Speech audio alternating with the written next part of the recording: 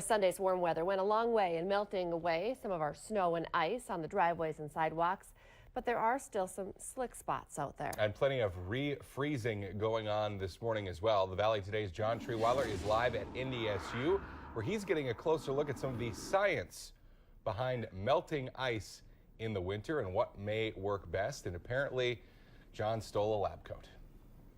I did, guys. Yeah, they've already trusted me to look like a true chemist out here at NDSU. Check that out. But like you said, we're going over some different types of salts here this morning. You know, this weekend really had ideal conditions to use this salt. And you take a look at some of the different varieties we have here. We've got some of these calcium chloride pellets, all claiming to, some of these get down to -30, -25 Fahrenheit. They say they can melt up to. We've also got some different variations of rock salt, even some brine type material made with sugar beets or corn that's used. And of course, we even got some industrial strength stuff. Says it melts down to -50. We're going to put this to the test this morning in conditions where we are in the lab, but also take them outside, see exactly how they can work, trying to prove to you what may be the best salt you should be using. And yeah, taking a look at the science behind it. Kyle and Lisa, what's actually in these salt pellets? What can they not only do to the salt, but the ice rather, what do they do to the cars and even the cement as well? That's all coming up this morning, guys. Looking forward to that. John Treirweiler reporting live for us. Thank you, John.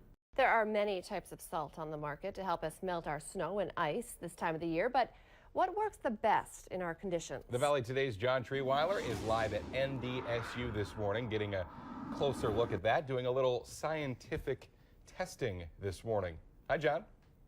Hi, Kyle and Lisa. Good morning to you. They still trust me in the lab. I haven't burned things down here yet. Still have my coat on. Dr. Ganesh Bala here with us, one of our research scientists here at NDSU. Ganesh, good morning to you. Explain to us some of the different types of salt we're using here. Basically, we're going to put these to the test right now on ice. These are calcium chloride as well as just some regular rock salt. That's right, John. What we have here is four different commercially available salts. And three of them, the first two, and yes, you see the black bucket over there, those three contain mainly calcium chloride. And this is just the regular rock salt. And here we have the sugar beet pulp mixed with the rock salt, which is recently being used as an eco-friendly option for de-icing. So let's go ahead and put some of these on here and dump some of these on our ice sample, and we'll start to see them working. And explain to us how these pellets work, because they're pretty powerful.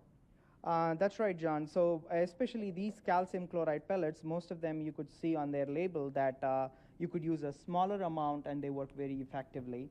So we're going to start applying these to the ice that we made inside the lab. Yeah, perfect. And this basically what it does is it creates some type of an acid, right, when it works with the ice and really starts to dig right through it. That's right, John. Especially these calcium chloride, when they mix with water, they create an acid, which is one of the reasons that your pavement is getting corroded. And if you can look at that, we'll continue to pour these, but you can already see the first one there, Kyle and Lisa. It's already starting to eat its way through the ice, that calcium chloride, and we're dumping some of the rock salt there on that sample. And we'll leave these out here, guys, and we're going to dump all these different salts on here, and we see it back out here in, just about 25, 30 minutes. We'll be able to get a better look at what that salt has actually done to our little ice brick and see how well it's working. And guys, just look right here. You can see this first one that we put in and the second one already eating through that ice, guys. Good to know. You don't want to waste your time or money picking the wrong one. So, John Treirweiler, looking forward to what it looks like in 25 minutes. We'll check in with you. Plenty of people going to be using ice the next couple of days as that stuff refreezes out there. Well, with those warmer temperatures that we saw this weekend, certainly had a lot of melting going on the streets, on the driveways, on our sidewalks. And of course, now all that water is turning back into ice, and it's important to use something to melt that as it refreezes. But what works best? The Valley Today's John Treirweiler is live at NDSU this morning, where he's getting a look at the science behind melting winter ice and what works the best. Good morning, John. Yeah, good morning to you, Kyle and Lisa. Well, we've got our ice samples back out of the freezer now. Again, just about 25 minutes ago, we put some salt on there, and Dr. Ganesh Bala is here with us once again. Ganesh, explain to us kind of what we've seen. This calcium chloride stuff obviously working really powerful here this morning. That's right, John. So what we hear on the first sample is the calcium chloride pellets, which they claim. It went about an inch beneath the ice, and it has melted, and you could still see it stayed in about 5 degrees Fahrenheit and you could still see some liquid water left on the sample. And even this is actually, this blue top one's a little bit older, and it didn't work as well just because of its age, and that's important to note. If you've got this in your garage for a long time, it may not work the best. That's right, John. So they both are calcium chloride pellets, but as you can see, this is a brand new container and this stayed in your garage for a long time. The calcium chloride being more reactive, what happens is it absorbs the moisture from air, and so it might not be as effective as you might purchase it new. So it's better to use it quick and store it in a place which is dry. And also here we had some of our rock salt and some of our brine stuff with the beet product. Explain how this worked for me quickly. So John, as you can see here, this one is just the rock salt. It is good for ice which is about just less than an inch thick, and it just gives you a good traction. Whereas this stuff, which is sugar beet pulp and rock salt mix, it works best if you apply it before, like a preconditioning of your pavement before the snow falls. So this avoids this accumulation of a thin layer of ice underneath your snow layer and gives you an easy way of doing the snow plow. Well, perfect. Great advice there, Kyle and Lisa. And hey, we see you back in here in a little bit. We're going to actually break down some of the different compounds inside the calcium chloride to see which calcium chloride may work best for you and if they can actually break up the ice down to those temperatures of -25, -30, like they say they can. Guys? All right, John Treirweiler reporting live. Little pre-treating might be in order, as Robert mentioned. Some more winter weather is on the way the next couple of days. This morning, we've been getting a look into the science behind road salt and what works best when it comes to melting our snow and ice this time of the year. The Valley Today's John Treirweiler is live with NDSU research scientists this morning, breaking it all down for us. John?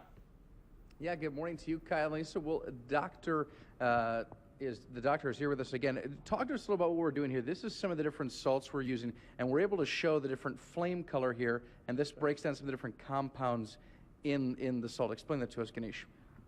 So John, what this is called is a classic flame test. What it tells us is how pure the component is, basically, when it comes to these kind of salt materials. So what I have here is potassium chloride. This is also used as to melt the ice on your sidewalks. So this gives a pinkish flame in a flame test, and what this is a pure potassium chloride. Similar to that, what we're going to do is try with the calcium chloride, and it gives a brick red colored flame. And this is a pure calcium chloride sample. And we're going to try the same flame test on these different calcium chloride de-icing salts. So let's try with the first one, and when we try it, let's see. So this is not like brick red as we tested the pure sample, whereas this has more orangish hue. And what causes this is because of all the binders that is added to the calcium chloride salt, and also some of the pavement protecting agents like silicates, which are added to calcium chloride so that it doesn't corrode your cement on your pavement. And not only does it not corrode the cement, but those different binders help to actually make it stick to the ice, you say, and work stronger on the ice? That's right, John. So they try to stick to the ice, last longer, so that the melting would be, it's a long time process and helps you get rid of all the ice on your pavement. Okay, and some of these say they can go to -50, -25, -30, but in all reality, is that actually possible to melt down to -50 degrees? Well, John, that depends on the amount of ice that you have on your pavement and how you apply. So that is a claim they made based on their laboratory testing conditions, just like we did this morning. And the longer they stay, the better they work. And also, if it is way below -23 Fahrenheit, things don't work really good. Okay, Dr. Ganesh Bala right there, Kyle and Lisa. So we're going to take some of this stuff outside. We see you back here in a little bit and see how they work on our actual ice on the sidewalks, guys. I guess the good news, not only for the ice melters, but for everybody, no double-digit below zero temperatures in the forecast, at least just yet. Well, maybe you were putting down some salts to try and get some of that melting going forward this weekend during our warm-up. But when's the best and worst time to do that? The Valley Today's John Treirweiler has been live all morning up at NDSU, getting a look at salt and the science behind salt and when exactly we should use them. Good morning, John. Yeah, good morning to you, Kyle and Lisa. Well, we're taking our salts from the lab to outside now, and Dr. Ganesh Bala here with us. We've laid out a variety of our different salts out here to get a look at this and explain, do we have one that kind of works the best? And it really all kind of depends on conditions you may have. That's right, John. So what we see here is this is the rock salt that we applied. As you can see, it started working a little bit, but still there is a lot of ice on the ground. So it actually depends on what temperature you're applying the salt in, because once you apply the salt, it's going to melt all the ice, or pretty much most of the ice, and it's going to freeze again after most of the salt is gone, depending on what temperature you live in.